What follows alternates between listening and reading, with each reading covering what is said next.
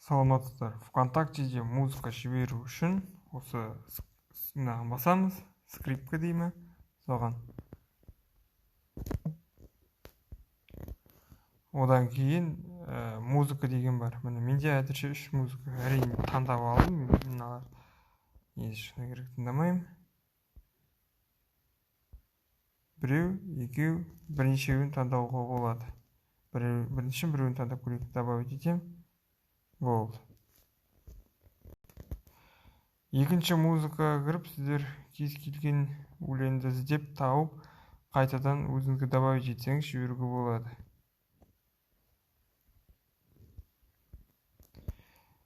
Немесе өзіңізге қоспай-ақ та осы 3 нүктеге бассаңыз, поделиться басасыз. Мысалы осылай. Болды, отправить дейсіз. Болды. Поделиться таңдап тұруға болады.